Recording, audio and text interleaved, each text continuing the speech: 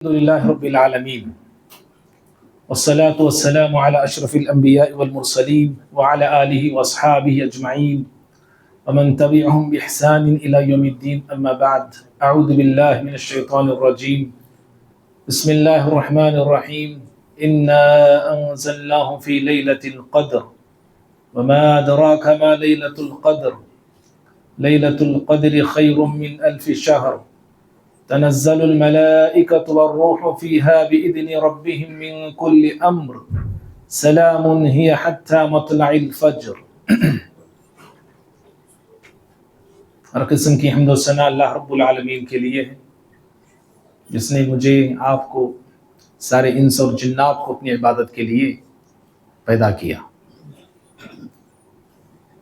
اور اس اللہ تعالیٰ نے ہم جیسے گنہگار بندوں کی مغفرت کے لیے ماہ رمضان کا مہینہ نصیب کیا اور اس کے روزے رکھنے کی توفیق عطا کیا، اور پھر شب قدر کی جستجو اور تلاش کے لیے آج ہمیں اس مسجد میں اکٹھا کیا۔ درود و سلام ہو تمام نبیوں پر، بالخصوص میرے اور آپ کے نبی احمد مجتبیٰ محمد مصطفیٰ صلی اللہ علیہ وسلم کی ذات گرامی پر۔ اللہم صلی وسلم وبارک علی نبینا محمد۔ معزز دینی بھائیو، ہم تمام نیند کو قربان کر کے یہاں جو آئے ہیں، مقصد کیا ہے ہم سب جانتے ہیں۔ ایک ہی مقصد ہے ہم سب کا کہ شب قدر کو پانا، اور اس رات میں جو اللہ تعالیٰ نے مغفرت کا وعدہ کیا ہے، اس رات میں جو برکت اللہ رکھا ہے، جو سلامتی اللہ تعالیٰ رکھا ہے، اس کے ہم حقدار بنیں، اس کو ہم بٹوریں۔ اس مقصد کے خاطر ہم جو ہے یہاں جمع ہیں۔ شب قدر کیا ہے، اس کی کیا فضیلت ہے، عظمت کیا ہے، اہمیت کیا ہے، رفعت کیا ہے، اس کے لیے قرآن مجید کی ایک سورت ہی کافی ہے اس کی عظمت اور فضیلت کو جاننے کے لیے، اور وہ سورۃ القدر ہے۔ بڑی مشہور سورت ہے، 30ویں پارے کی 90 پر 7ویں سورت ہے۔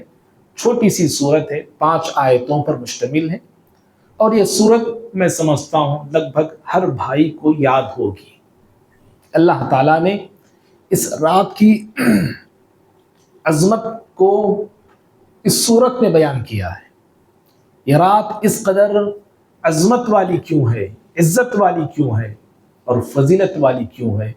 اللہ نے کہا وہ اس لیے کہ انا انزلناہ فی لیلۃ القدر، کہ بے شک لیلۃ القدر میں اللہ کہتا ہے کہ ہم نے نازل کیا ہے کس کو؟ قرآن کا نزول اس رات ہوا ہے، اور قرآن اتنی عظیم کتاب، اتنی بابرکت کتاب، اس کتاب جیسی روئے زمین پر کوئی کتاب ہے ہی نہیں ہے۔ عرب کے لوگ ان کو اپنی فصاحت پر، اپنی بلاغت پر بڑا ناز تھا، بڑا غرور تھا۔ شاعری بنانا ان کے بائیں ہاتھ کا کھیل تھا۔ شاعری بنانے کے لیے انسان سوچ میں پڑتا ہے، اس کو سوچنا پڑتا ہے، گہرائی میں اسے جانا پڑتا ہے، الفاظ کو برابر اس کو سیلیکٹ کرنا پڑتا ہے، وزن برابر اس کا ہونا پڑتا ہے۔ ایک وقت لگانے کے بعد ایک شعر بنتا ہے، شعر سے اشعار بنتے ہیں، اشعار کا ایک جمع غفیر تیار ہونے کے بعد ایک انسان جا کے شاعر کہلاتا ہے۔ لیکن عرب کے لوگوں کے لیے ایسا نہیں تھا، سوچنا، گھنٹے گھنٹے بیٹھنا ایسا نہیں تھا۔ بیٹھے بیٹھے شعر شاعری کر لیتے تھے وہ لوگ، بیٹھے بیٹھے اشعار ان کے زبان پہ رواں ہوتے تھے، اور یہ شعر شاعری کا رواج پورے عرب میں تھا۔ ہر گھر میں کوئی نہ کوئی شاعر تھا، عورتیں بھی شاعرہ تھیں، بچے بھی شاعر تھے، بوڑھے بھی شاعر تھے، جوان بھی شاعر تھے۔ اس طرح شاعری کا ایک بڑا رواج تھا ان کے یہاں، اور جو اشعار کہنے میں اچھے اشعار کہنے میں آگے ہوتا، اچھے اشعار کہتا، تو پھر اس شخص کی بڑی عزت ہوتی تھی۔ اگر کسی کے اشعار، شاعری اونچے مقام اور مرتبہ رکھنے والی ہوتی تو اس کے اشعار کو خانہ کعبہ کے پاس لا کے لوگ لگاتے تھے۔ سبع معلقات بول کے کتاب مدرسوں میں ہمیں پڑھائی جاتی ہے۔ باقاعدہ امر القیس بول کے ایک شاعر تھا، وہ بڑی عجیب و غریب شاعری، عشق، ساری چیزیں اس کے اندر موجود ہیں اس اشعار میں، اس شاعری میں۔ تو اس کی یہ شاعری کو عرب کے لوگ جو ہے خانہ کعبہ پہ لگا کے رکھے تھے۔ کیوں؟ یہ مایا ناز شاعر تھا یہ۔ تو اس طرح اپنی زبان پر انہیں ناز، اپنی فصاحت اور بلاغت پہ انہیں ناز، اپنے اشعار و شاعری پہ انہیں ناز تھا۔ اور ان کے پاس جو ہے ایسا کوئی سسٹم نہیں تھا، بس یہ لوگ جو ہے لوٹ مار کرنے والے تھے، تجارت کرنے والے تھے، اور بہت سارے خالی رہنے والے لوگ بھی تھے۔ تو ان کا جو مشغلہ تھا نا، ایک دو تھا، ایک تیر اندازی، تلوار بازی، ایک دوسرا جو ہے شاعری۔ بس جم گئے، شعر شاعری شروع ہو گئی، اور اشعار سنتے سنتے جوا کھیلنا، شراب پینا، یہ ساری چیزیں ہوا کرتی تھی، اور روز کا کام تھا ان کا۔ جب اللہ رب العالمین نے قرآن کا نزول کیا تو یہ لوگ جنہیں اپنی زبان پر فخر تھا، اتنا فخر تھا انہیں، غیر عرب کو یہ عجم کہتے تھے۔ عجم کا مطلب گونگے، باتاں کرنے آتا نہیں ان کو، بات ہم کو چاہتا بولتے تھے وہ لوگ، منہ میں زبان ہم ہی کو ہے، دوسرے دنیا والوں کو نہیں۔ عجم، اجمی لوگ بولتے، آج بھی اجمی لفظ یہ استعمال ہوتا۔ اتنا انہیں ناز تھا۔ جب قرآن کا نزول ہوا تو ان کا ناز، ان کا غرور، ان کا تکبر، ان کا فقر اللہ نے نیست و نابود کر کے رکھ دیا۔ ہمارے قرآن کے سامنے ہتھیار ڈالنے پہ مجبور ہو گئے۔ قرآن کی عظمت کے سامنے اور قرآن کی فصاحت اور بلاغت کے سامنے سارے عرب نے سر کو جھکا دیا۔ قرآن نے چیلنج کیا، 10 آیتیں بنا کے لاؤ، ایک سورت بنا کے لاؤ، ایک آیت بنا کے لاؤ، لیکن سارا عرب آج تک بھی قرآن کی ایک سورت، ایک آیت یہ لوگ بنا نہیں سکے۔ تو اللہ رب العالمین نے ایسا کلام اس رات میں نازل کیا ہے جس کو قرآن لیلۃ القدر کہتا ہے۔ قدر کا ایک معنی تقدیر کا بھی کیا گیا ہے، قدر کا ایک معنی عظمت کا کیا گیا ہے، عزت کا کیا گیا ہے۔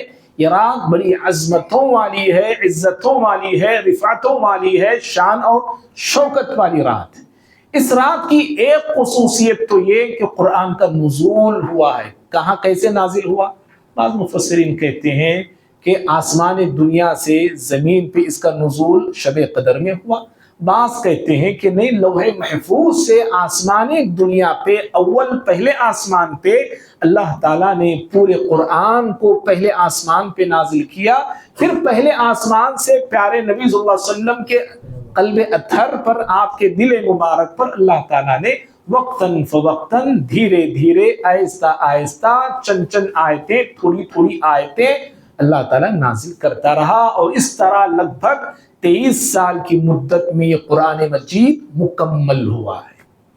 اور قرآن اللہ رب العالمین کی حفاظت میں ہے یہ کلام۔ ہمارے اللہ تعالیٰ مسلم قوم کی حفاظت کی ذمہ داری نہیں لیا ہے کہ ہم مسلمانوں کی حفاظت کریں گے۔ جو کلام اللہ تعالیٰ نے نازل کیا ہے، اس کلام کی، اس قرآن کی، اس فرقان کی حفاظت کی ذمہ اللہ تعالیٰ نے اپنے اوپر لیا ہے۔ اِنَّا نَحْنُ نَزَّلْنَا الذِّكْرَ وَإِنَّا لَهُ لَحَافِظُونَ۔ اس ذکر کو ہم نے نازل کیا، اللہ فرما رہا ہے۔ ذکر قرآن مجید ہے، اس سے بڑا ذکر اور کون سا ہو سکتا ہے؟ آپ اللہ کا ذکر کرنا چاہ رہے ہیں، لگ جائیے قرآن کی تلاوت میں۔ آپ اللہ تعالیٰ کو یاد کرنا چاہ رہے ہیں، لگ جائیے قرآن کی تلاوت میں۔ اس سے بڑا ذکر اور کوئی ہو نہیں سکتا ہے۔ تو اللہ تعالیٰ کہتے ہیں کہ اس ذکر کو ہم نے نازل کیا، اس کتاب کو ہم نے اتارا ہے، اس فرقان کو ہم نے نازل کیا۔ جب اللہ کہتے ہیں کہ ہم نے نازل کیا، اور پھر آگے اللہ نے کہا کہ ہم ہی اس کی حفاظت کرنے والے ہیں۔ اللہ اکبر۔ جس چیز کو اللہ نے نازل کیا ہو، اس چیز کو یا اس کتاب کو کون ایسا شخص ہے جو تار تار کرنے کی اور تباہ کرنے کی کوشش کر سکے. بڑے فخر بڑے شان کے ساتھ اللہ نے کہا کہ اس کو ہم نے نازل کیا ہے. ہمارے جو انسان ایک بادشاہ وغیرہ ہوتا ہے نا، کبھی کبھار وہ کسی کو بھیجتا ہے تو کہتا ہے میں بھیج رہا ہوں، یہ آنے والا شخص میری طرف سے ہے، یہ اس کو چھو گے مجھ کو چھونے کے برابر ہے. ہوتا نہیں، اسے کچھ کرو گے میری طرف سے اعلان جنگ ہے، پھر یہ میری طرف سے آ رہا ہے، یہ بڑا معزز انسان ہے، بڑا برگزیدہ انسان ہے. تو اللہ رب العالمین نے بھی کہا کہ اس کتاب کو ہم نے اتارا ہے، ہم نے نازل کیا ہے. تو اس قدر اللہ تعالیٰ نے عظمت والی کتاب کو عظمت والی رات میں نازل کیا ہے، اور عظمت والے نبی پہ نازل کیا ہے، عظمت والے شہر میں نازل کیا ہے، اور عظمت والا لانے والا فرشتہ عظمت والا فرشتہ ہے جبریل امین علیہ الصلوۃ والسلام. اس رات کی عظمت میں اللہ تعالیٰ نے ایک دوسری بات یہ بتائی، یہ رات لیلۃ القدر خیر من الف شہر، 1000 مہینوں سے بہتر ہے. یہ رات 1000 مہینوں سے بہتر. 1000 مہینے بار بار ہم سنتے ہیں، کتنے سال ہوتے ہیں؟ 80 پر 3 سال 4 مہینے. شاید ہم اس عمر کو پہنچے یا نہیں پہنچے، اللہ عالم. ہمارے ایک رات اگر کوئی بندہ واقعتاً اس کو پا لیتا ہے، اس کی عبادت کر لیتا ہے، اس میں اللہ کو راضی کر لیتا ہے، اپنی آخرت کا توشہ بنا لیتا ہے، مغفرت کا سامان اکٹھا کر لیتا ہے، اللہ رب العالمین کی رحمت کا مستحق بن جاتا ہے، نار جہنم سے آزادی کا پروانہ اس بندے کو اس رات مل جاتا ہے. سوچو ایک رات کی عبادت اس کی گویا کہ 80 پر 3 سال یہ بندہ عبادت کر لیا. 80 پر 3 سال. اور پہلے کی جو امتیں تھیں، پہلے کے جو لوگ تھے، ہم سے بڑی عمر پانے والے پائے ہوئے لوگ، بڑی عمر، دراز قد، لمبے قد والے بھی تھے، قوتوں والے تھے، طاقتوں والے تھے، اور لمبی لمبی عمر والے تھے. پہاڑوں میں گھروں کو تراشنے والے لوگ، پہاڑوں میں گھروں کو بنانے والے لوگ، بڑے بڑے چٹانوں کو، بڑے بڑے پتھروں کو آسانی سے اٹھا لے جانے والے لوگ، اور بڑا قد اور بڑی ہائٹ ان کی ہوا کرتی تھی. چند دن پہلے ایک کتاب میں پڑھ رہا تھا گناہوں کے اثرات پر، گناہوں کے انسانی زندگی پہ اثرات پہ ایک کتاب میں پڑھ رہا تھا. اس میں صاحب کتاب میں ایک بڑی باریک بات لکھی انہوں نے. پہلے لوگوں کی جو عمریں تھی بڑی تھی، ان کا قد بھی بڑا تھا، ٹھیک ہے نہیں. بارہا ہم سنتے ہیں حضرت آدم علیہ السلام کا قد تو جو ہے لگ بھگ 60 ہاتھ کے قریب تھا، لمبا. اور جنت میں جب اہل جنت جائیں گے تو سارے کے سارے اسی قد میں رہیں گے، حدیث ہے یہ، اسی قد میں رہیں گے اور اسی صورت اور شکل میں رہیں گے. آدم علیہ السلام کی جو صورت اللہ نے عطا بنائی تھی، اسی صورت ایسی صورت اللہ تعالیٰ انسانوں کو دے گا. اتنے لمبے لمبے قد کے لوگ پہلے کے تھے. اور جیسے جیسے انسانیت کا یہ قافلہ بڑھتا گیا، پھیلتا گیا، پھولتا گیا، ان کی عمر بھی کم ہوتی گئی، ان کے قد بھی کم ہوتے گئے، ان کی ہائٹ میں بھی کمی آتی گئی. کیوں ایسے؟ وہ صاحب کتاب لکھتے ہیں کہ جیسے جیسے انسان گناہوں کی زندگی جیتا گیا، گناہوں میں لت پت ہوتا گیا، زندگی کی برکت ختم ہوتی گئی اور ہائٹ کی برکت بھی ختم ہوتی گئی. اس طرح آگے چل چل کے انسانوں کی عمریں بھی سمٹ گئیں اور ان کا قد بھی جو ہے کم اور گھٹا دیا گیا. بہرحال یہ بتانا مقصد نہیں ہے. تو اللہ رب العالمین نے اس رات، ایک رات کو 1000 مہینوں سے بہتر کہا ہے. اس سے بڑی عظمت اور کیا ہو سکتی ہے؟ اور تیسری جو عظمت اس رات کے اللہ نے بتایا وہ یہ ہے، تنزل الملائکہ، فرشتوں کا نزول ہوتا ہے اس رات میں. اللہ اکبر. فرشتے تو آتے ہیں، اللہ کے فرشتے آتے رہتے ہیں، روزانہ ان کا سلسلہ ہے آنے جانے کا. لیکن خصوصیت کے ساتھ اس رات اللہ کے فرشتوں کا نزول ہوتا. فرشتہ نہیں کہ اللہ تعالیٰ نے، فرشتوں کا نزول ہوتا ہے. بہت بڑی تعداد میں فرشتے شب قدر میں روئے زمین پہ نازل ہوتے ہیں اور صرف فرشتے نہیں، اللہ نے خصوصیت کے ساتھ الگ تذکرہ کرتے ہوئے کہا والروح، فرشتوں کے جو سردار ہے حضرت جبریل، وہ بھی اس دنیا میں تشریف لاتے ہیں، اللہ کے فیصلوں کو لے کے آتے ہیں، اللہ رب العالمین کے اوامر کو لے کے آتے ہیں۔ اور پھر چوتھی بات اللہ نے یہ بتائی اس رات کی عظمت میں، یہ رات سلامتی والی ہوتی ہے، خیر ہی خیر ہوتا ہے، شر اس رات میں نہیں ہوتا۔ اور یہاں تک کہ مفسرین اس آیت کی صورت میں روشنی میں کہتے ہیں کہ اس دن نکلنے والا سورج بھی بالکل جو ہے سلامتی والا ہوتا ہے، اور اس کے اندر ایک طرح کی ٹھنڈی ہوتی ہے۔ تو اس طرح اللہ تعالیٰ نے سلامتی کو اس رات رکھا ہے، اور یہ رات کا یہ جو سلامتی کا جو سلسلہ ہے، اللہ نے کہا طلوع فجر تک ہے یہ سلسلہ ہے۔ بہرحال بھائیوں، چند باتیں بتانا ضروری تھا، اس لیے میں نے آپ کو بتایا۔ جب شب قدر کی بات ہو یا آخری عشرے کی بات ہو، اللہ کے نبی صلی اللہ علیہ وسلم کا معمول کیا تھا، آپ کیا کرتے تھے؟ ہم سب یہ حدیث بار بار سنتے ہیں۔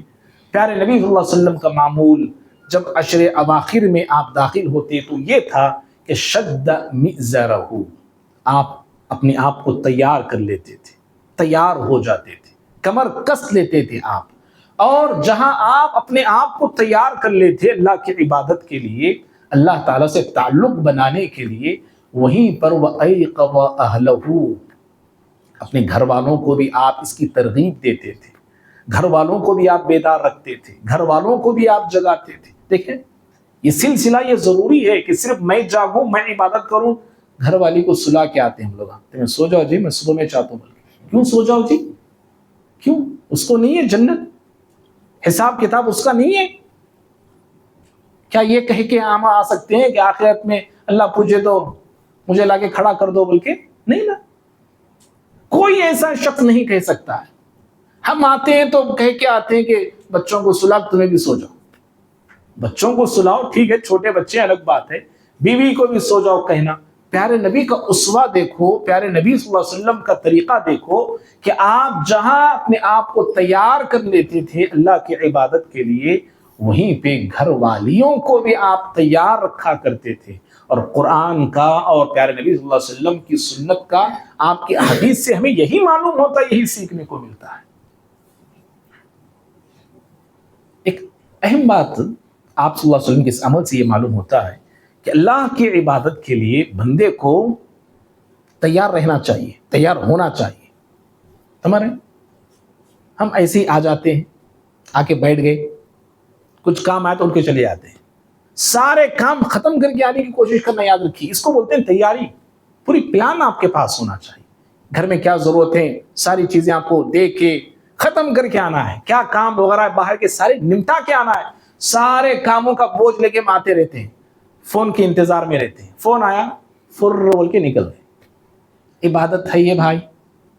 ہمارے پیارے نبی کا اسوہ کیا بتا رہا ہے؟ آپ اپنے آپ کو تیار کر لیتے تھے، کمر کس لیتے تھے۔ آپ سے بڑا مصروف انسان اور کون ہو سکتا بولی ہے؟ آپ سے زیادہ مشغول، مصروف، بزی انسان اور کوئی ہو سکتا ہے؟ ہرگز نہیں اللہ کے بندو، ہرگز نہیں۔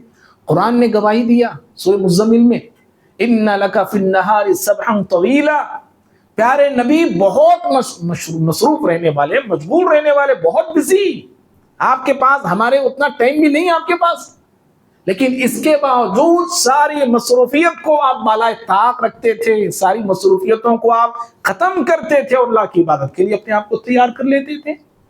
تو اس سے پتہ چلا اللہ رب العالمین کے عبادت اور بندگی کے لیے ایک بندہ مسلمان کو ضروری ہے کہ وہ اپنے کاموں کو سمیٹے۔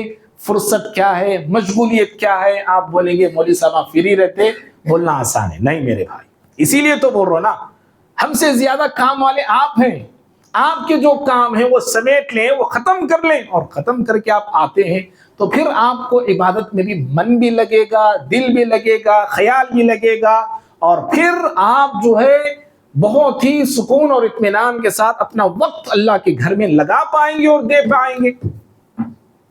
تو پیارے نبی صلی اللہ علیہ وسلم کا اسوہ ہمیں یہ بتاتا ہے اور سکھاتا ہے۔ عائشہ صدیقہ رضی اللہ تعالیٰ عنہا کی ایک حدیث کہہ کے اپنے میں اصل عنوان کی طرف میں آتا ہوں. عائشہ صدیقہ رضی اللہ تعالی عنہا نے کہا تھا پیارے نبی صلی اللہ علیہ وسلم سے, اللہ کے نبی صلی اللہ علیہ وسلم, شب قدر اگر مجھے پتا چلے کہ آج ہے تو میں کیا پڑھوں, کیا کہوں, میں کیا میرا وظیفہ ہو, کس چیز کا میں تکرار کے ساتھ کثرت کے ساتھ ذکر کروں. میں آپ صلی اللہ علیہ وسلم نے بڑی جامع دعا, بڑی پیاری دعا اور بڑی عظیم دعا آپ نے سکھائی. چھوٹی سی دعا ہے اور اس کا جو وزن ہے نا وہ بہت ہی زیادہ ہے. آپ نے کہا عائشہ اگر شب قدر کو پالو اس دعا کو پڑھو, اللہم انک عفو تحب العفو فاعف عنی. پیاری دعا ہے, اس دعا کو کثرت کے ساتھ مجھے آپ کو پڑھنا ہے. نفل آپ پڑھتے ہیں, نفل نماز میں سجدے میں آپ جائیں, کثرت سے پڑھیے دعا کو. آپ دعا کر رہے ہیں تنہائی میں بیٹھ کے, اور بھی جہاں چیزیں اللہ تعالیٰ سے آپ مانگتے ہیں, اس دعا کو بھی کثرت سے آپ مانگیے.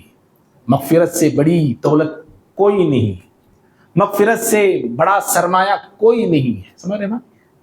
تو اللہ تعالیٰ کی مغفرت کو پانے کی ہر مسلمان کو کوشش کرنا چاہیے. یہ چند تمہیدی باتیں تھیں جو میں نے آپ کے سامنے شب قدر کے حوالے سے رکھا.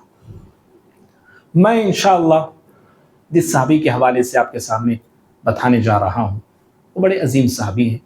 شاید آپ کو یاد ہوگا پچھلے سال 2023 میں ان راتوں میں بھی تفسیر ہی چلی تھی, مجھے اچھی طرح یاد ہے. 2022 میں خلفائے راشدین کی خلافت پر ہم گفتگو کیے تھے. خلافت پر 2022 میں ابو بکر رضی اللہ عنہ کی خلافت پہ پہلی رات, دوسری رات عمر بن خطاب رضی اللہ عنہ کی خلافت پہ, تیسری 25ویں رات میں عثمان بن عفان رضی اللہ عنہ کی خلافت, ان کے کارنامے فتوحات پر, اور چوتھی رات علی بن ابی طالب رضی اللہ تعالیٰ عنہ کی خلافت پر, اور 5ویں رات عمر بن عبد العزیز رحمہ اللہ کی خلافت پر گفتگو ہم نے کی تھی. اور 2021 میں حضرت ابو بکر صدیق رضی اللہ عنہ کی فضائل پر گفتگو کی تھی. پہلی رات, دوسری رات عمر بن خطاب کی فضائل پر, تیسری رات عثمان بن عفان کی فضائل پر, چوتھی رات علی بن ابی طالب کی فضائل پر, 5ویں رات عمر بن عبد العزیز رحمہ اللہ کی فضائل پر ہماری گفتگو ہوئی تھی. پھر اس کے بعد ان کی خلافت پر گفتگو ہوئی انشاءاللہ. پھر پچھلا سال ہمارا تفسیر ہی پہ ہوا تھا. انشاءاللہ اس سال اللہ نے چاہا تو 5 راتوں میں ہم 5 صحابہ اکرام کے تعلق سے سننے کی کوشش ہم کریں گے, کیونکہ حضرات صحابہ اکرام کے تعلق سے سننا, ان کی سیرتوں کو پڑھنا, ان کی سیرتوں کو جاننا, اور ان کی سیرت میں میں اور آپ اپنی صورت کو دیکھنا. میں کہاں کھڑا ہوں, ہم کہاں کھڑے ہیں, وہ کیسے لوگ تھے, ایمان کس اعلیٰ مقام کا تھا, عمل میں وہ کہاں کھڑے تھے, جذبہ ان کا کیسا تھا, اللہ رب العالمین کے راہ میں نکلنے کی بات آتی تو کیسے نکل پڑتے تھے. میں اور آپ جو ہے اللہ اکبر کیا پتہ نہیں بھائی کیا کیسی زندگی ہم جی رہے ہیں. بہت تعجب ہوتا ہے اپنے آپ پہ بھی, سمجھ رہے ان لوگوں کا کیا ایمان تھا, وہ کیا اسپرٹ ان کے اندر موجود تھا, وہ کیا تیزی تھی ان کے اندر, اور کیا جوش اور جذبہ ان کے اندر آیا ہوا تھا. ہمارے اندر نہیں آ رہا ہے نا وہ جوش اور جذبہ. کیوں نہیں آ رہا, سمجھ کے باہر رہیے. خود اپنے آپ کی, میں اپنے گریبان کی میں بات کر رہا ہوں, اپنے آپ کی میں بات کر رہا ہوں. کیوں ہمارے اندر نہیں آ رہا ہے؟ اس لیے کہ بہت بڑا ریزن ہے. ہم فجر میں 2 درس میں بھی ہم سن رہے تھے, دل جو ہے ہمارے گندے ہو چکے ہیں, گندے ہو گئے دل ہمارے, مردہ ہو گئے دل ہمارے. پوری بیماریاں اور پوری غلاظتیں ہمارے دل کو جو ہے گھیر رکھی ہیں. اور جب دل مردہ ہوتا ہے نا تو پھر جو ہے اثر کچھ بھی نہیں ہوتا اس کو. قرآن ہم سن رہے ہیں, کچھ تو بھی ہمارے پلے چڑھ رہا ہے, کچھ تو ہم کو سمجھ میں آ رہا ہے, سمجھنے کی کوشش تو ہم کرتے ہیں, کچھ بھی نہیں ہے. اس قدر حضرات صحابہ کا معمول تھا, قرآن کی آیتیں سنتے تو روتے تھے, وہ زار و قطار ان کی آنکھوں سے آنسو آتے تھے. حکم الہی پاتے, حکم رسول پاتے تو فوراً تیزی ان کے عمل میں آیا کرتا تھا. جنگ احد کا جب اعلان ہوا, مشہور صحابی ہیں, غسیل الملائکہ حنظلہ رضی اللہ تعالیٰ عنہ، مشہور صحابی ہے، فیمس واقعہ ہے، کوئی نئی باتیں تو میں نہیں بتا رہا ہوں آپ کو۔ اعلان رسول سنا کہ نکلنا ہے مجاہدوں کو اللہ کے راستے میں، حضرت حنظلہ رضی اللہ تعالیٰ عنہ صبح غسل کرنا ہے، ضروری ہے غسل کرنا ان پہ، لیکن فرصت نہیں تھی، اعلان رسول کو سنا، تاخیر ہونے کے ڈر سے تلوار لیے اور نکل پڑے۔ ہاں، میدان جنگ میں ایک مراکل صحابہ نے دیکھا، جنگ ختم ہو گئی تو کیا دیکھتے ہیں کہ ان کی لاش سے، ان کے بدن سے پانی جو ہے ٹپک رہا تھا۔ حضرات صحابہ نے پیار نبی صلی اللہ علیہ وسلم سے کہا، اللہ کے نبی صلی اللہ علیہ وسلم ماجرا ایسے ہے، ان کے جسم سے پانی بہ رہا ہے۔ آپ نے کہا کہ صحابیوں نہیں جانتے تم کہ انہیں فرشتوں نے اوپر اٹھا کے غسل دیا ہے؟ غسیل الملائکہ ٹائٹل ان کا، کتنے مبارک لوگ تھے، آسمان سے فرشتے آ رہے ہیں غسل دینے کے لیے۔ موت ہو تو ایسی، تمہارے بھائی تو حضرات صحابہ کی زندگیوں کو بار بار سننا، بار بار پڑھنا، کیوں؟ اللہ نے معیار ایمان بنایا ہے ان کو۔ میں آپ ایمان والے اسی وقت بن سکتے ہیں جب ہمارا ایمان صحابہ کے ایمان کے جیسا ہو، نہیں تو نہیں۔ ایمان والے میں آپ اپنے آپ کو کہہ سکتے ہیں، کہلاتے رہیں، بولتے رہیں، لیکن اللہ رب العالمین کی نظر میں ہمارا ایمان خالی خولی کہلائے گا، معتبر نہیں۔ اللہ نے کہا فَإِنْ آمَنُوا بِمِثْلِ مَا آمَنْتُمْ بِهِ فَقَدِ اهْتَدَوْا۔ ایمان لانا ہو تو اللہ تعالیٰ کہتا ہے کہ نبی کے صحابہ جیسا ایمان لاؤ نا۔ ہدایت اسی وقت ملتی ہے، اور ہدایت یافتہ وہی شخص کہلاتا ہے جس کا ایمان صحابہ کے جیسا ہو، ایمان ہو، عمل ہو، جذبہ ہو، ساری قربانیاں ہوں۔ یہ کافی اہم چیزیں ہیں صحابہ کی زندگیوں میں، جن چیزوں پہ ہم سب کو غور کرنے کی ضرورت ہے۔ آج ہم قصے کہانیاں پتہ نہیں کن کن کے سنتے ہیں، کن کن کے دیکھتے ہیں۔ ہمارے نوجوان اپنا سارا وقت موبائل کے حوالے ہیں۔ موبائل ایک بڑی اچھی چیز ہے، اس سے اچھا استعمال آپ اچھا استعمال کر سکتے ہیں، لیکن زیادہ وقت ہمارے نوجوانوں کا IPL چل رہا، IPL میں لگے ہوئے ہیں ہمارے نوجوان، کہاں جہاں دیکھو وہاں ٹی ویاں ہیں، اور سر اٹھائے بس لگے ہوئے ہیں۔ کیا ہو رہا دنیا میں، کون جا رہا آزو سے، کون جا رہا بازو سے، کوئی فرق پڑتا نہیں، بس لگے ہوئے ہیں۔ نائمون یلعبون، قرآن میں اللہ نے سورہ اعراف میں کہا کہ قوموں پر جو عذاب پہلے آیا نا، پہلے قوموں پر جو اللہ کا عذاب آیا، اللہ نے کہا کہ وہ لوگ سو رہے تھے، اللہ کا عذاب آ گیا۔ اور بعض قوموں پر اللہ نے عذاب کو نازل کیا، کہا یلعبون، کھیل رہے تھے۔ یہ سونا یا کھیلنا کیا ہے؟ یہ مفسرین کہتے ہیں کہ سونے، جب انسان سوتا ہے تو پوری طرح غافل ہو جاتا ہے۔ غافل ہوتا نا، ہوتا ہے نا، ایسے ہی ہے نا؟ کیا سو کے بھی ہم اچھی نیند میں رہ کر بھی سارے کام کرتے ہیں؟ کوئی آ کے بیٹھ کے کچھ بولا تو ہم جواب بھی دیتے ہیں، سنائی دیتا نہیں تو جواب کیا دیں گے؟ غفلت کی انتہا ہوتی ہے۔ اور یلعبون جو کھیل ہے نا، کھیل میں بھی انسان کا دل ایسے ان چیزوں میں لگتا ہے وہ بھی غافل ہو جاتا ہے۔ کھیل میں بھی دنیا میں کیا ہو رہا ہے، اڑوس پڑوس میں، آزو میں، اس کے اطراف و اکناف میں، اس کے آمنے سامنے کیا ہو رہا ہے اسے پتہ نہیں چلتا۔ جیسے نیند میں انسان غافل ہوتا ہے، کھیل میں بھی انسان غافل ہو جاتا ہے، یاد رکھو غافل ہوتا ہے۔ کون پکار رہا اسے کوئی سروکار نہیں، کوئی بلا رہا، ماں آ کے بلاتی، کبھی دیکھیے آپ بچے جو کھیلتے رہتے ہیں، ماں آ کے بلاتی، باپ آ کے بلاتا، ٹھس سے مس ہوتا نہیں، اس قدر وہ جو ہے کھیل میں ڈوبا ہوا رہتا ہے۔ ایسے ہی آج میں، آپ اور ہماری مسلمانوں کی ایک اکثریت خواب غفلت میں جی رہے ہیں۔ خواب غفلت میں دشمن کیا کر رہا ہے، کیا اس کے پلان ہیں، کیا اس کے منصوبے ہیں، اور پوری دنیا میں دشمن مسلم ممالک کو کیسے اچکنے والی نظروں سے دیکھ رہا ہے۔ خواب غفلت میں آج مسلمان سو رہا ہے۔ بڑی افسوس کی بات ہے بھائی۔ صحابہ کرام کی زندگیوں میں غفلت آپ کو دور دور تک نہیں نظر آئے گی۔ ایسا نہیں تھا ایسا کہ دشمن اٹیک کرنے والا ہو، صحابہ دیکھیں گے لو بھائی کیا ہوتا، کہ ایسے نہیں تھے وہ لوگ۔ جیسے آج ہم لوگ بیٹھے ہیں، دیکھیں گے لوگ کیا ہوتا ہے کہ اللہ ہے لو، اے مولا ہے لو. ایسے تھے وہ نہیں تھے جی. ارے نبی کی زندگی میں تو آپ کو نہیں ملے گا یہ. جتنی کئی ایسی جنگیں ہیں پیارے نبی صلی اللہ علیہ وسلم کو پتا چلا دشمن حملہ کرنے والا، فوراً آپ حرکت میں آتے تھے. فوراً، دیر بھی نہیں. اگر خبر سچی ہے، پکی ہے، تو فوراً آپ حرکت میں آتے تھے. دشمن ہماری زمین پر آئے اور ہم پہ حملہ آور ہو، اس سے پہلے کہ ہم اس کی کمر کو توڑ دیں. کتنے ایسے غزوات ہوئے. جنگ موتا اسی بہانے ہوئی ہے. پتا چلا کہ روم مدینے پہ حملہ کرنے کی تیاری کر رہا ہے، وہاں کے لشکر تیاری کر رہے ہیں، فوراً آپ نے صحابہ کا ایک لشکر روانہ کیا. اگرچہ یہ تھوڑے ہی کیوں نہ ہو، لشکر تو بہت بڑا تھا دشمنوں کا، لیکن یہ چند ہزار کے لوگ 2 لاکھ کے لشکر پر بھاری پڑ گئے. سمجھ رہے؟ غزوہ تبوک، غزوہ تبوک کا کیا مسئلہ ہے؟ یہ بھی یہی ہے.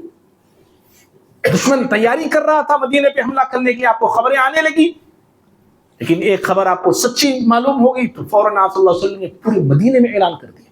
وہی آیتیں ہم سن رہے تھے ابھی تراویح میں، جو 3 صحابہ پیچھے ہو گئے، ان کے حوالے سے ہم نے سنا. ہم نے غزوہ تبوک میں پیچھے ہو گئے تھے وہ لوگ، اب جائیں گے تب جائیں گے. ایسا ہوا کہ وہ لوگ جا نہ سکے، اور اس غزوے میں شریک ہونا اور شامل ہونا ضروری تھا. پیارے نبی صلی اللہ علیہ وسلم خاموش نہیں بیٹھے تھے. دیکھیں گے لوگ، ایک بات دیکھیں گے لوگ. نہیں تھا نا ایسا. خندق کا مسئلہ بھی دیکھو، جیسے ہی لشکر روانہ ہوا، پیارے نبی کو پتا چلا، خندق آپ نے کھود کے رکھ دیا.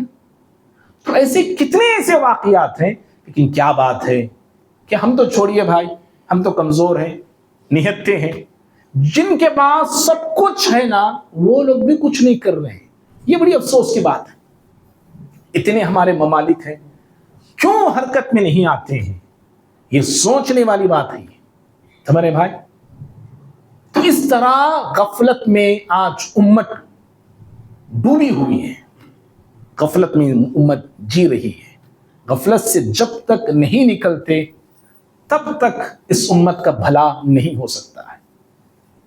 تو صحابہ رسول یا صحابہ اکرام کے تعلق سے سننا، پڑھنا، بار بار جاننا بہت ضروری ہے. ان کے زندگیوں میں ڈھیر سارے اسباق ہم کو ملیں گے، ڈھیر سارے نمونے ملیں گے، اور بہت کچھ اصلاحات ہماری ہو سکتی ہے حضرات صحابہ اکرام کی زندگیوں کو سامنے رکھ کے. اگر ہم اپنی زندگی کو بنانا چاہیں اور بدلنا چاہیں تو بدل سکتے ہیں. آج اس صحابی کا ذکر خیر ہم کرنے والے ہیں جنہیں 2 ہجرتوں کا شرف حاصل ہوا ہے. 2 ہجرتوں، حبشہ کی طرف بھی ہجرت کی، مدینے کی طرف بھی ہجرت کی. اور عشرہ مبشرہ میں سے ان کا شمار ہوتا ہے، جو 10 خوش نصیب جنتی صحابہ ہیں جن کو پیارے نبی صلی اللہ علیہ وسلم نے نام بنام جنت کی بشارت سنائی، جنت کی خوشخبری دی. ان میں سے ایک یہ بھی ہے. اور عرب کے لوگوں کا دیکھیے،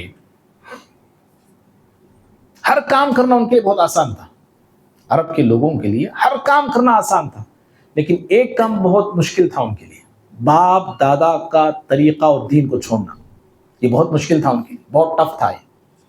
باپ دادا کے دین پر وہ بہت فخر کرتے تھے، اس کو چھوڑنا ان کے لیے مشکل ہوتا تھا. اسی لیے تو نا ابو طالب آخری دم تک اپنے باپ دادا کے دین پہ تھے. پیارے نبی صلی اللہ علیہ وسلم نے لاکھ کوشش کی، کہا، منت سماجت کی، کلمہ پڑھنے کی ترغیب دی آپ نے، لیکن آخری الفاظ ان کے یہی تھے کہ میرے باپ دادا کے دین ہی پہ رہوں گا میں. تو باپ دادا کا دین چھوڑنا ان کے لیے بڑا مشکل ہوتا تھا.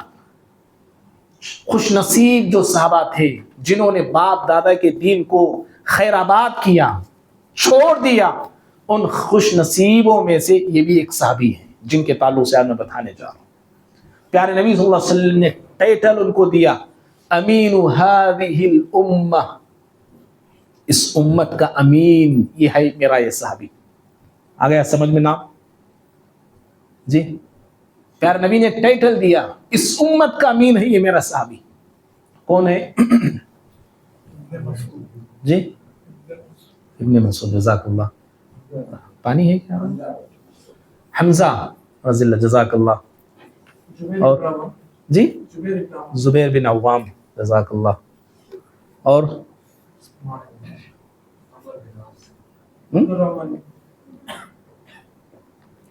کیا بولے؟ عمر بن عاص نہیں. اور بولیے. آیت الکرسی کی فضیلت کے بعد ابی بن کعب. جی بولیے بھائی. عبد الرحمن بن عوف، نہیں اسامہ نہیں. بن زید، اسامہ بن زید نہیں. سعد بن ابی وقاص، نہیں. خالد بن ولید. ہاں نہیں نہیں.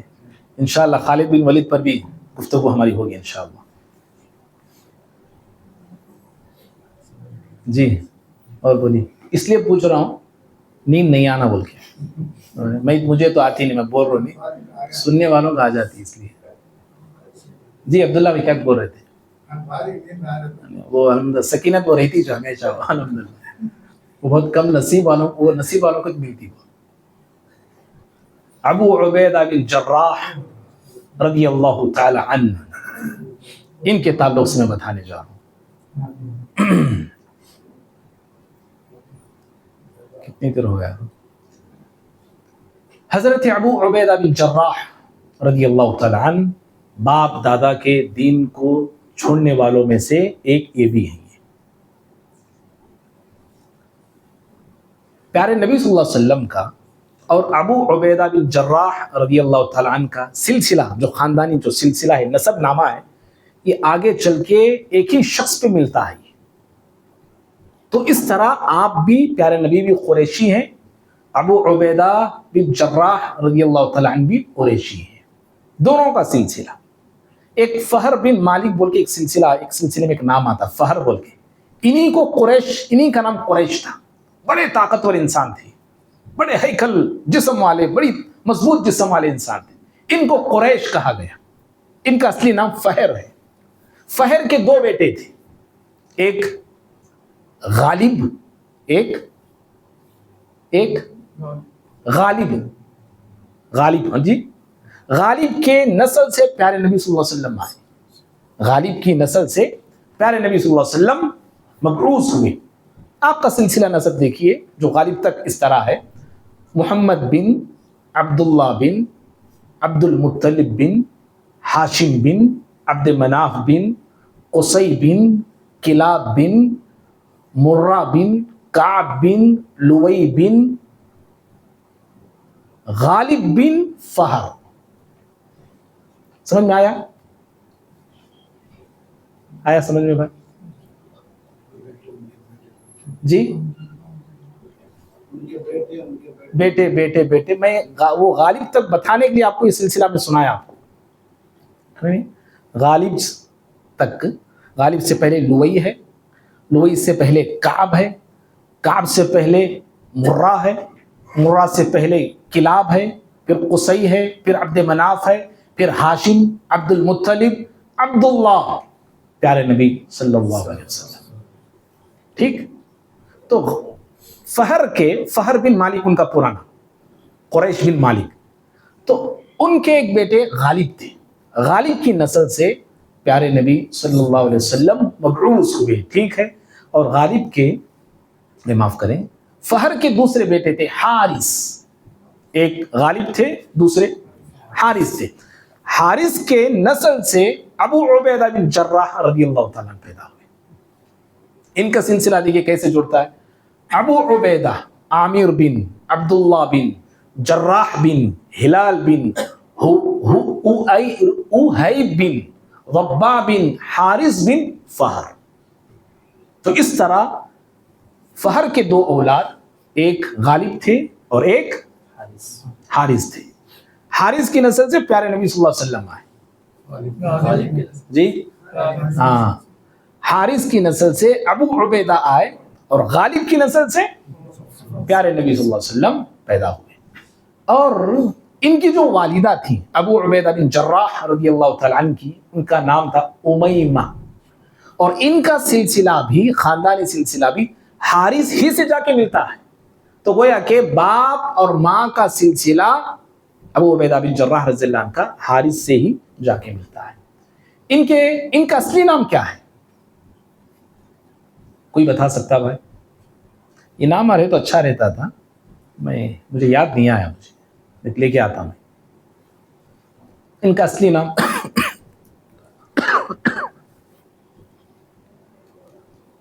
ابو عبیدہ ان کی کنیت ہے، بیٹے کا نام عبیدہ تھا ان کے، تو اس لیے ان کی کنیت ہو گئی ابو عبیدہ۔ ان کا اصلی نام ہے عامر، کیا نام ہے؟ عامر۔ ان کے ابا کا نام جی ان کے دادا کا نام ہاں ماشاء اللہ، ان کے دادا کا نام جراح ہے، ان کے ابا کا نام اور پیارے نبی صلی اللہ علیہ وسلم کے ابا کا نام سیم ہے، عبداللہ۔ دیکھو مشرکین مکہ بھی مشرک ہو کے بھی نام جو ہے عبداللہ رکھتے تھے، ٹھیک ہے، اور آج کے ہمارے مسلمان ہو کے نام شرکیہ رکھتے ہیں، عبد النبی، عبد الرسول، غلام رسول، ہاں مشرک وہ رکھ رہے ہیں، اور یہ مسلمان ہو کے نام ایسے رکھ رہے ہیں، نبی کا بندہ، رسول کا بندہ، رسول کا غلام۔ جی یہ بے علم کی وجہ سے جو بھی علم والے ہی ان کے بول رہے ہیں، میں ایسے نہیں بول رہی ہے، آپ بول رہے ہیں صحیح بات ہے، لیکن ان کے علم والے علماء باقاعدہ جب ہم یہ بات کہتے ہیں تو ہماری اس بات کی تردید وہ کرتے ہیں اور پھر دلائل یہاں سے وہاں سے اکٹھا کرتے ہیں۔ اور نبی تو نبی بھائی، نبی سے نیچے جو صحابہ ہیں یا اولیاء ہیں، جو نیک بندے ہیں، ان کے نام پر بھی نام رکھتے ہیں، عبد العلی، علی کا بندہ، عبد الحسین، حسین کا بندہ، عبد الولی بول کے رکھتے ہیں لوگ، ولی کا بندہ، سمجھ؟ تو ایسے بہت سارے نام، یہاں تو میں چند نام ایسے سنا، عبد الرسول، یہ بول دیا، جی بولا میں، جی عبد الرسول بولتے ہیں، لکھتے ہیں، بولتے ہیں، کہتے ہیں، اور ساتھ میں کالے شاہ، گورے شاہ، مستان، اور کیا ریڈما، یہ نام بھی رکھتے ہیں لوگ۔ کیا عجیب و غریب تماشا ہے یہ، دیکھو کون رکھ رہے ہیں یہ نام، ہے مسلمان رکھ رہے ہیں، غیر مسلم مشرک ہو کے ایسے نام رکھ رہے تھے، اور یہ مسلمان ہو کے پورے شرکیہ نام، کفریہ نام رکھ رہے ہیں۔ اور ہمارے ہندوستان میں چند نامہ بہت فیمس، پھرا کو وہ لوگ آنچ دکھتی، ووچ نامہ دکھتی، غوث بادشاہ، یہ نام بھی رکھتے کیوں ہیں؟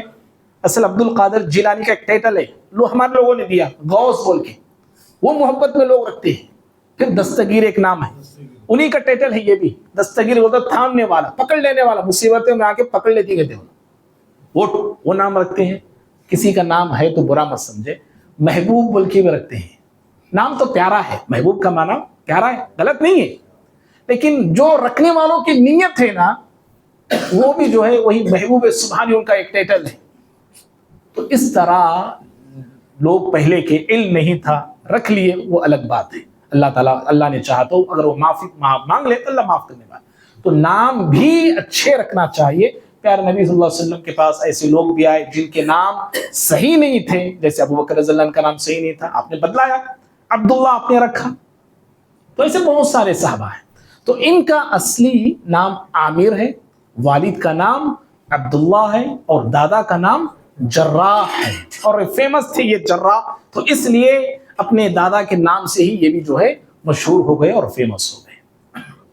پیارے نبی صلی اللہ علیہ وسلم کو جب اللہ تعالیٰ نے نبوت سے نوازا، 40 سال آپ کی عمر تھی، ہم سب جانتے ہیں، تو اس وقت ابو عبیدہ بن جراح رضی اللہ تعالیٰ عنہ کی عمر لگ بھگ جو ہے 20 پر 8 سال تھی۔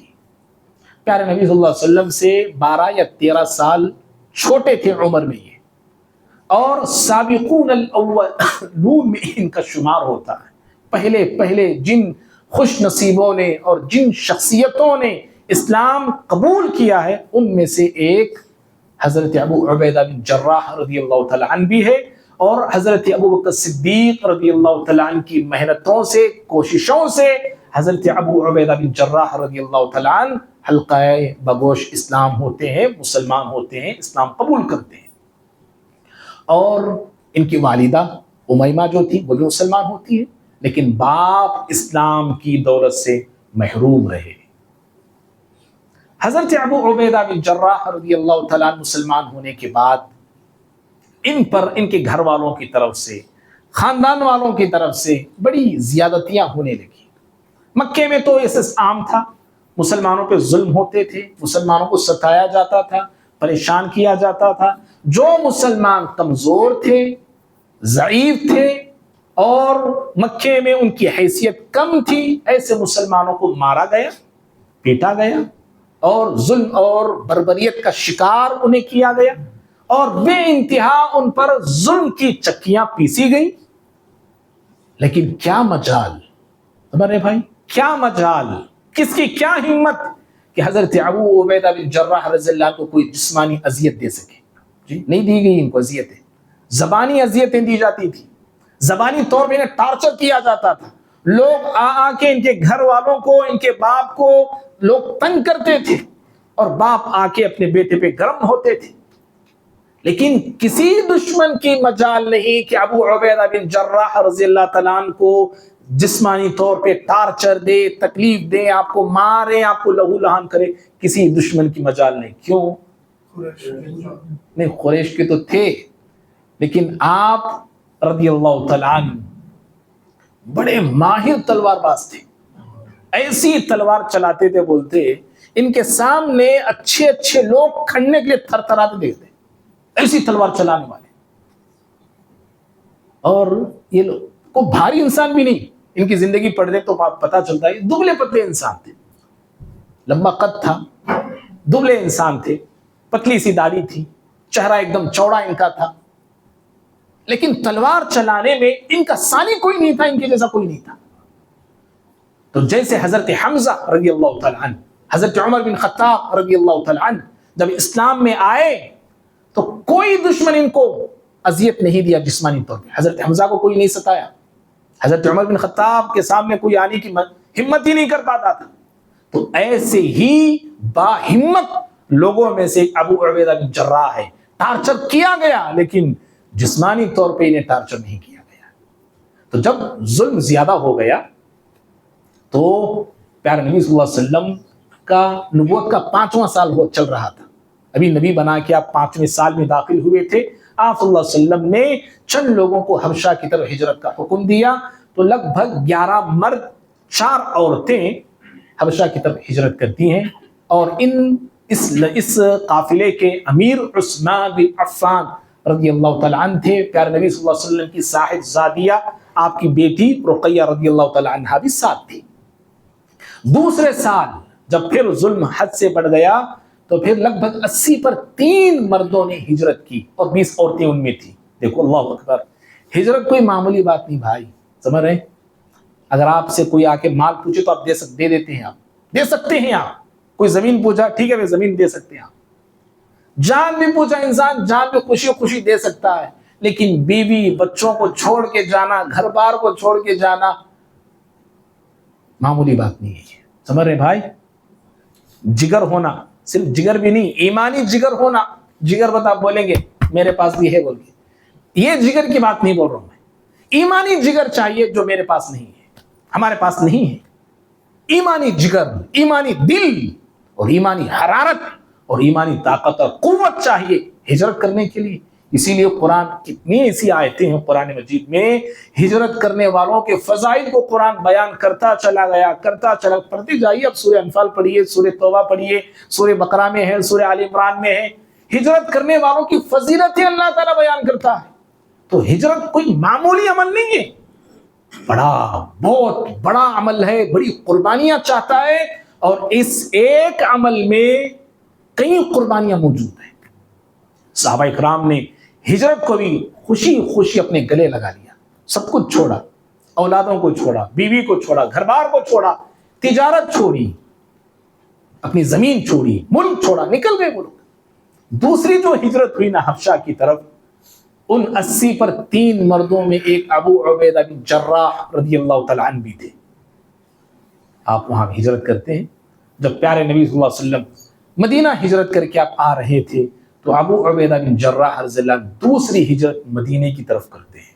ایک ہجرت کرنا ہی بڑی شرف کی بات ہے، بڑے کمال کی بات ہے، بڑے عزت اور فخر کی بات ہے، لیکن 2 ہجرتیں، اللہ اکبر، کتنے خوش نصیب لوگ تھے یہ جن کو 2 ہجرتوں کا شرف حاصل ہوا ہے۔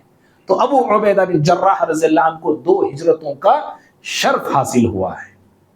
اور جب پیارے نبی صلی اللہ علیہ وسلم مدینہ آئے تو یہ مہاجرین جو تھے نا بھائی، ان کے پاس نہ مال، نہ دولت، نہ سامان، نہیں تھا، نہ رہنے کے لیے گھر ہے، نہ چھت ہے، نہ کوئی سامان ہے، نہ کھانے پینے کی چیزیں ہیں، سب کچھ لٹا کے اور سب کچھ چھوڑ کے راہ حق میں اور اللہ تعالیٰ کے دین کے لیے وہ خالی ہاتھ آ گئے تھے۔ پیارے نبی صلی اللہ علیہ وسلم نے بھائی چارہ کرایا انصار سے اور